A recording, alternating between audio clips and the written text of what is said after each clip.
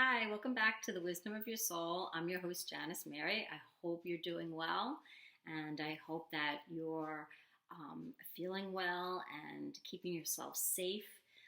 The best thing that we can do for this virus is just to make sure you wash your hands with soap and water. I'm challenging a friend of mine, how many times can we wash our hands in the course of one day? That's going to keep us safe and healthy and, hopefully not come down with this virus. So it is a difficult time for many of us, and it's really unprecedented time, and so it can be very, very challenging, but it's also a wonderful time to really work on connecting to that inner place that lives within you, that inner wisdom, because we need to. It can be such a scary time. So to have this support within you is probably the most reassuring thing you can do for yourself right now. I posted a talk by Eckhart Tolle, and he really suggested that we can use this time to really learn to go within and to connect, and also to stay in the present moment. So his way of connecting to the consciousness that lives within us, or the soul, or God, or whatever you want to, what's comfortable for you to label, is to stay very present, is to just be in this moment. Because right in this moment, we're all safe, we're healthy, and we're fine. But it is challenging. It is absolutely challenging. Working as a therapist now, all my wonderful friends and therapists who are doing amazing jobs of really taking their practices to the phone and taking their practices to FaceTime, and just an amazing bunch of people who care so much for their clients and have worked really hard to develop a platform so that they can still help people.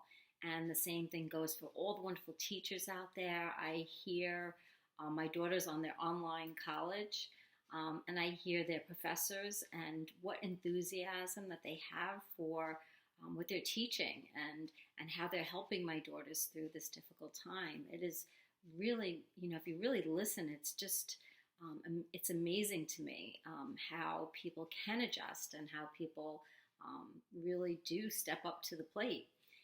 And teachers are amazing, and I think that we all can see how valuable teachers are, and how they're there for us too. And absolutely the people that are in the hospitals. I do talk, and I do have clients that work in the hospitals, and it is not easy. It's a very fearful place to be, and the people that are sick are scared, and they're scared, and they need all of our support and love and well wishes and anything that we can do for them, and we appreciate them so much. So it's just an amazing time to really sink into how wonderful people are, and how people really can band together and really help each other. And even though it's funny, even though we're so isolated, we are all so connected. So it's a time of connection, and not isolation. And we have proved that by our technology and by social distancing, but still being able to smile and say hi to people. And so it can, if we look at the good that's coming from this, we can see it and we can feel it. And that really helps. It helps to have a different perspective and not just keep running that movie that is so scary and fearful. But it is not easy.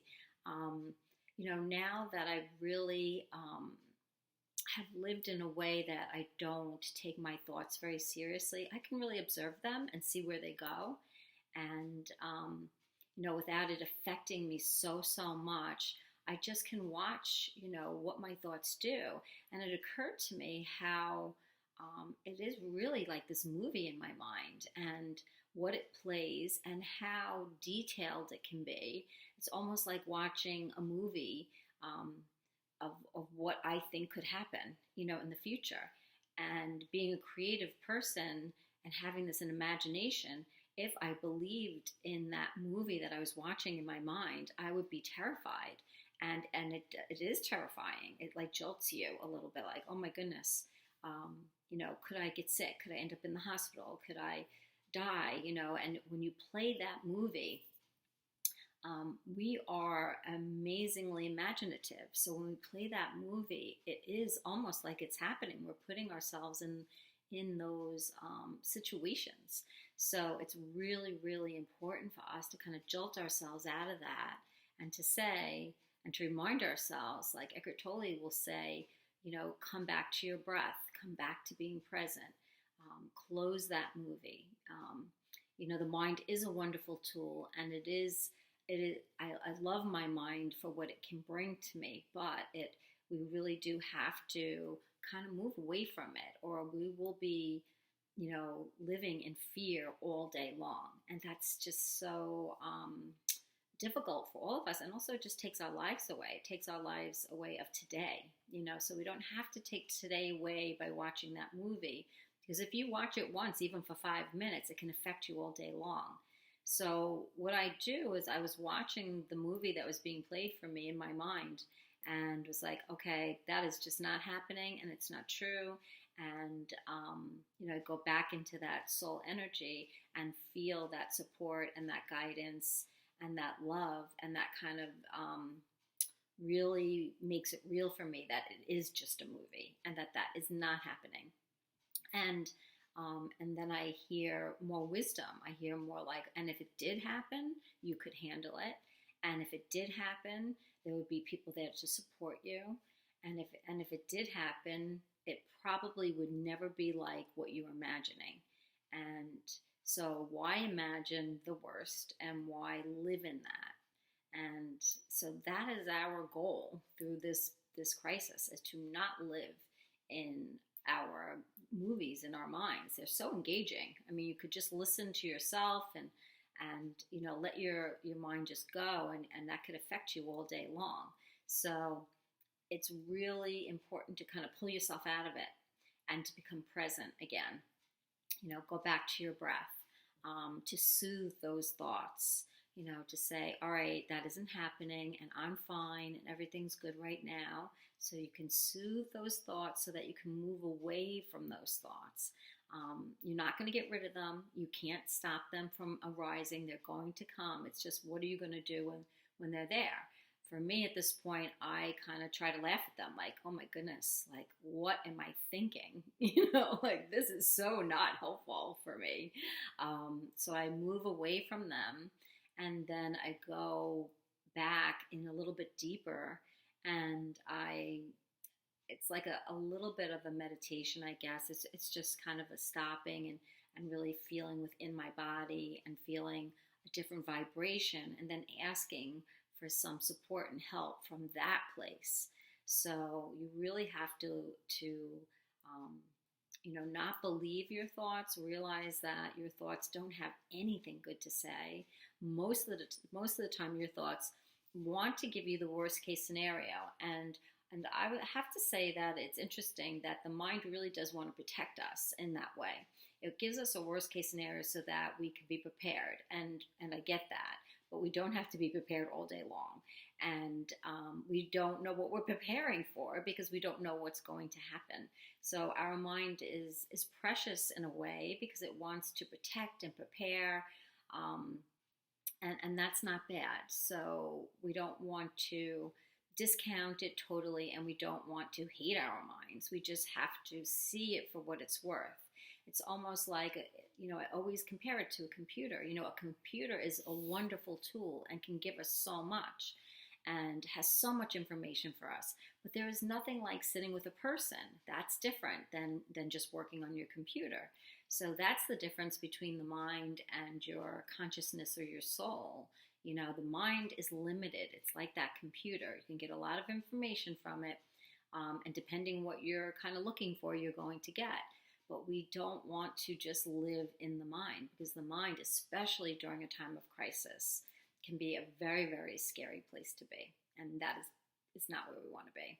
Absolutely not where we want to be. So it's really important for us to keep practicing going into the soul energy so that you can learn, you can feel that the mind, you can feel the limits basically of the mind. And the soul is so much more expansive and is filled with love and support for you, and can help you to see how much the mind is projecting things that are just not true. Our minds come up with things that, um, we may have perceived when we were little, or from our past. We get these ideas in our heads, and then they float up at the damnedest times. And, we have to like kind of laugh at it and say, oh my goodness, my mind is bringing these situations to me that are trying to really scare me, or trying to put me down, or somehow tell me that I'm not good enough, or you're not good enough. Um, and that's the last thing that we want to do. We really don't want to live in any of that. So, a lot of people tell me, well, but I don't think. I don't really think, which I find, funny to hear, because I guess my mind is always thinking, thinking, thinking. And being a very analytical person and being a therapist, maybe I have gotten very caught up in my mind, more than other people. I'm not sure. But I do see that people that say that they're not thinking, they're still not feeling good. So I think if you're not thinking and you're still not feeling good, there are thoughts in there that you have believed. So I'll hear people a lot of times will say, well, but I'm not really thinking. I just don't feel good.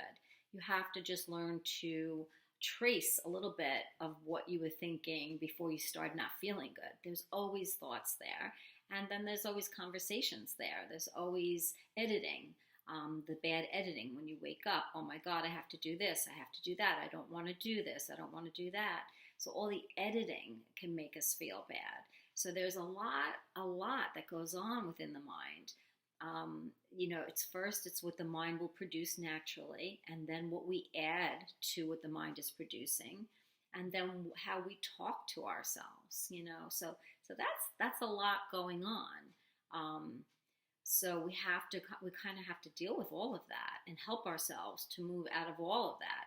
It's almost like we really do have to be out of our minds, to feel better. And that is a really, it's a challenging thing to do, but it's so worth it, because once you really get this understanding that your mind is limited, and this understanding that just because your mind is telling you something does not make it true, and just because your mind brings something to your mind doesn't mean that's you. One of the biggest things I think I see with my clients is that they feel so guilty for the things that the mind produces, as if they thought those things. And Byron Katie will say all the time, we are thought. We don't create these thoughts.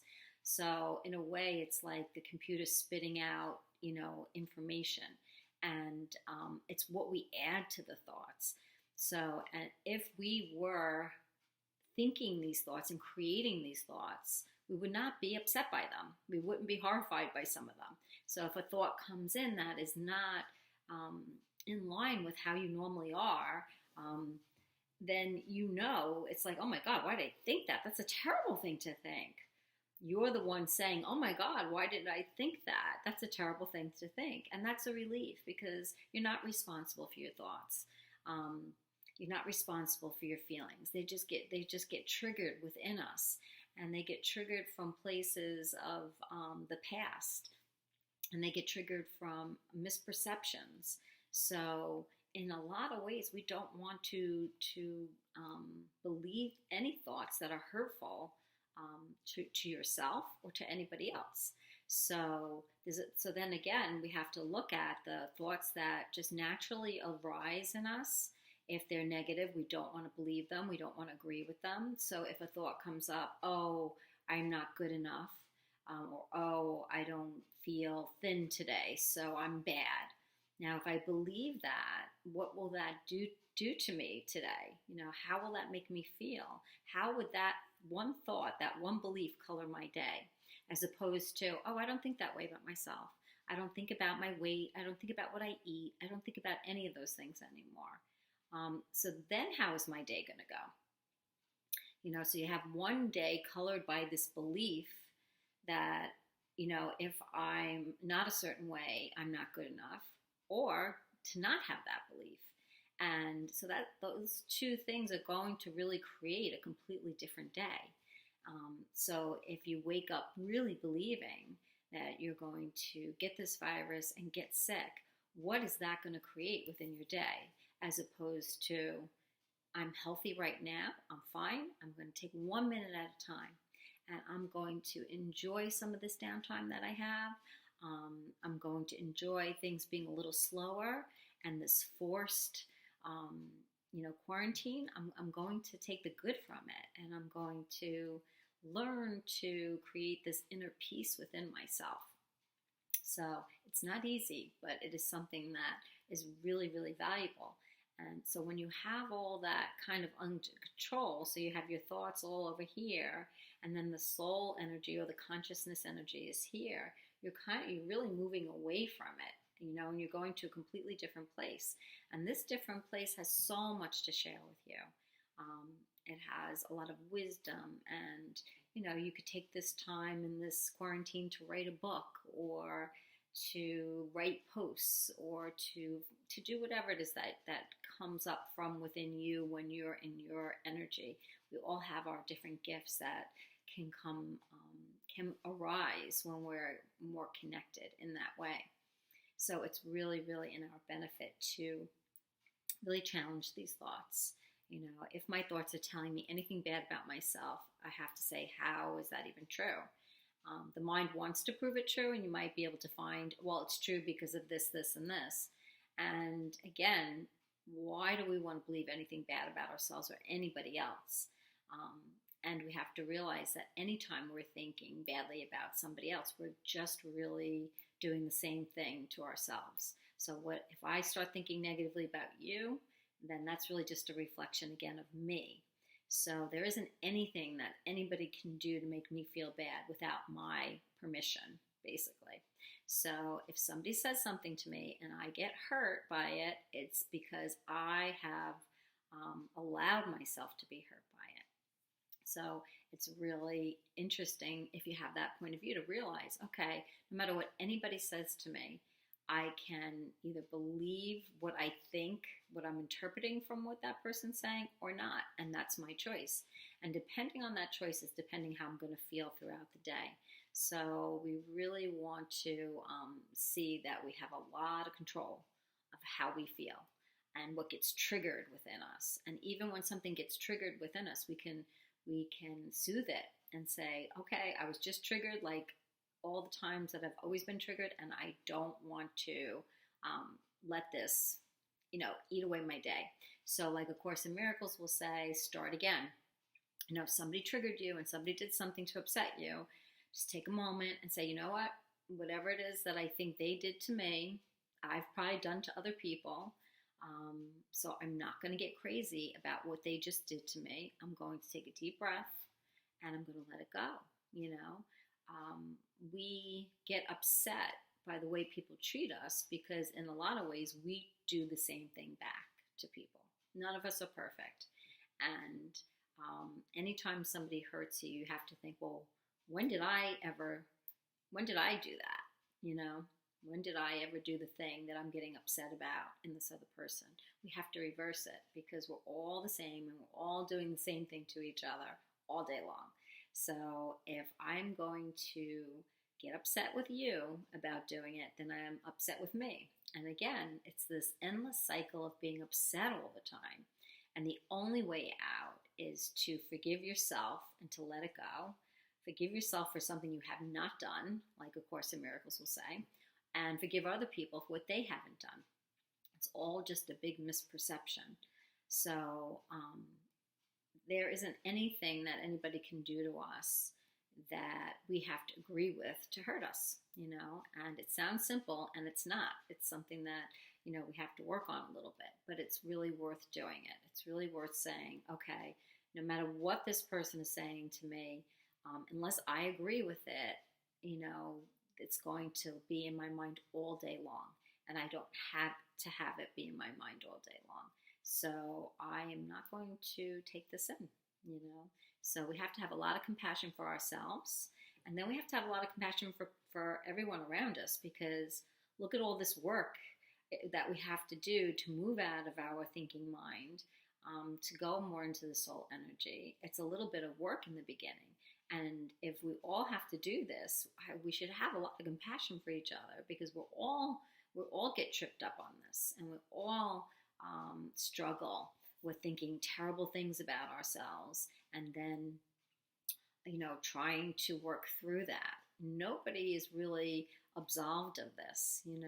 The more you are in your soul energy or your consciousness energy, it's much, much easier for you. So that's really the key, is to move out of the mind. Get out of your mind. Get back into the present. The present is gentle, and the present is alive, and the present, when you're fully in the present, you are no longer distracted by your thoughts. So when somebody's present with you, you can feel how distracted they are by their thoughts. Some people feel very, very present, even though their thoughts are running in the background. They're really not paying attention to them. And some people will be sitting with you and their thoughts are in the foreground, and they're paying a lot of attention to what's going on with inside of them. And they don't feel as present. They don't feel as there as when somebody is really not taking their thoughts seriously and not really entertaining them. That they could just sit in the energy of you and just be with you, because they're not getting triggered by anything that you're saying. They're just being with you. So it's a lot. It sounds like a lot to do. It really isn't. I think you just have to keep working on that, just that one basic premise, that if anything is going on in your mind that is hurtful or stressful or negative, to bring yourself back to the present, to soothe it, to say, well, none of that is true. No matter what, none of that is true.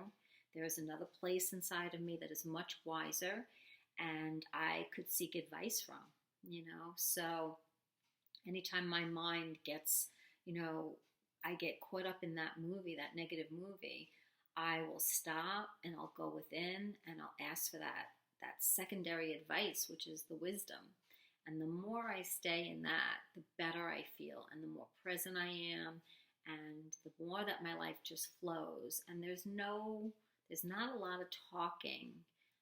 There's not a lot of editing anymore. It just flows. Byron Katie talks about just letting whatever come to you for the day is what you should be doing for the day. So I practice that. Whatever comes to mind in the day is really what I focus on doing. So if I wake up and bills come to my mind, then it's like, okay, today's the day I do my bills.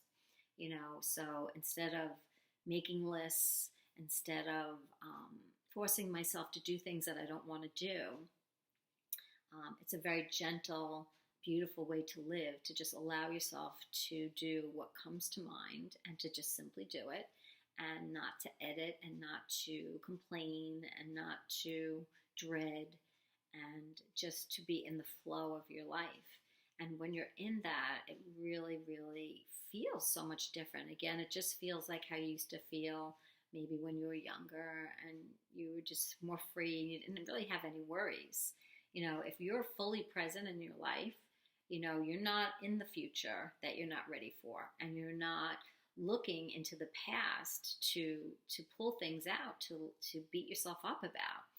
I really do see that a lot of people go to the past to punish themselves, and we don't want to do that anymore. We want to stay very present. This is my life right here and now, not the past. And I am certainly not ready for the future. I am totally not ready for the future, especially with what my mind predicts the future could be. So, all of that is really helpful, to stay right here, to stay very present, to go back to your breath, to come alive within the present, and to see what's around you. I took a walk the other day, and, I wasn't thinking about anything. And the birds were going, and there was animals around, and I could smell the beautiful trees, and I was so present for the experience. It was like watching this incredible movie. But when you're more present, everything comes alive, and all your senses are engaged, and you see things so differently. because you're not distracted. You're not half seeing things. You're not half listening to things. You're fully, fully there. So bring yourself back to the present. This is the best time to practice that, because really going into the future for us is really scary, and we don't want to do that. So really try to do that. I was looking at our magic practice for today, and number 15 was talking about working on difficult relationships, which is perfect for what we're always talking about and how we want to not judge ourselves or other people.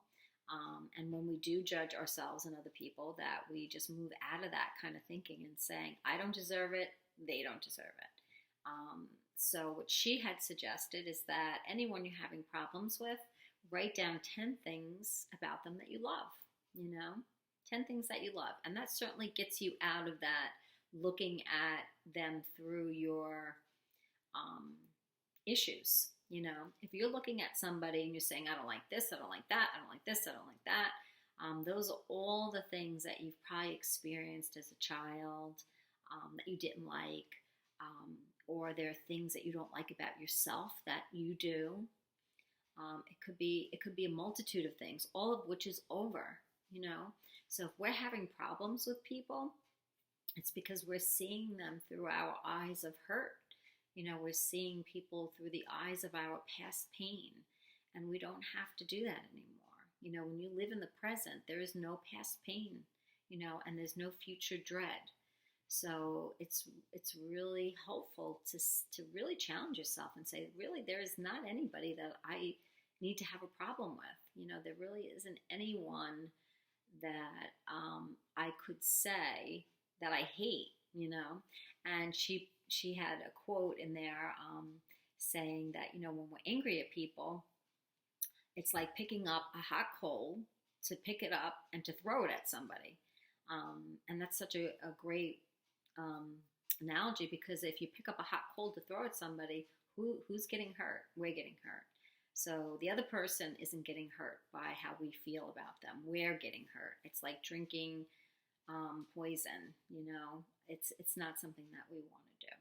So anytime another person has hurt you, you have to say, oh, okay, this is my time to respond to myself by giving myself love and support, and realizing I got triggered someplace, and it's probably something that has to do more with my past and not this person. And so let me let this person off the hook, because if it was me doing this exact same thing, even though I feel like I would never do this, because that's what we hear all the time, I would never do what this person just did to me. But if you look deep enough, you probably have.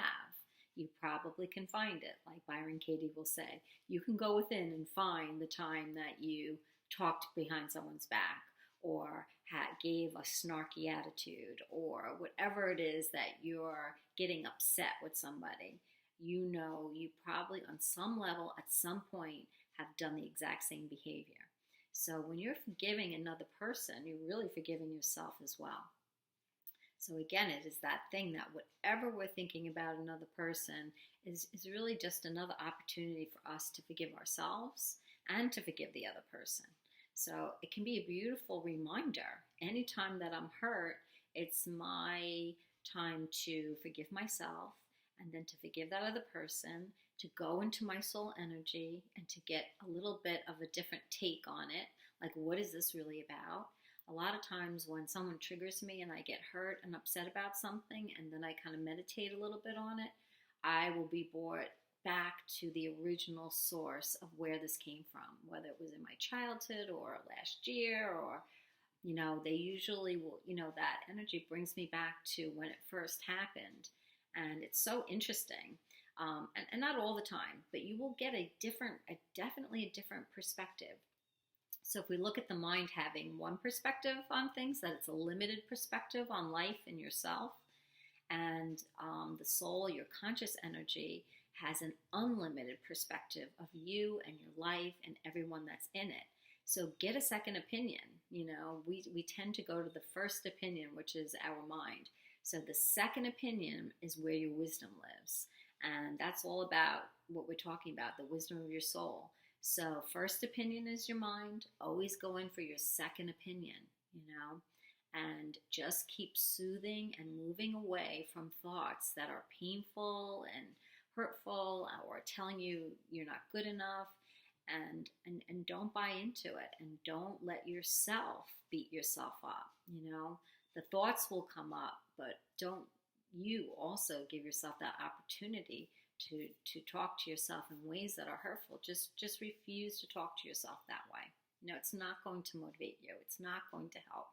What helps us the most, we get motivated more by being in our gratitude and love, energy. When we're in that, we're very, very motivated. I have done more in my life now since I've connected to the soul energy than I ever have, and it's more productive. I used to always, do a lot, but because I was half there, I was not as productive as I am now. So it's just such an amazing, beautiful shift. And the second opinion is always a surprise to me. It's always like, wow, I didn't, think of that, or wow, that's really good advice. So get your second opinion from the soul, and keep yourself safe. Just realize right now in this present moment, everything's fine, and we're all working together, and it's wonderful, and we're so thankful to everyone that's doing beautiful work out there. And if you have any questions or any comments, please feel free to comment, or you can write to me at janissmart40@yahoo.com. There's plenty of therapists out there now doing telehealth and phone counseling. So if you need some help, just contact your local therapist. And, the insurance companies, another amazing thing, the insurance companies, most of them have waived the copays. So you don't even have to pay a copay for therapy right now. So this is the time to take advantage of that in your home anyway, and doing a FaceTime session is very similar to being right there. So I would highly recommend it if you are living in that fearful movie and you can't seem to get out. Reach out to somebody that can remind you of who you truly are, and can remind you that right now we're all okay. All right? So have a wonderful, wonderful week, and I'll talk to you next week. Take care. Bye-bye.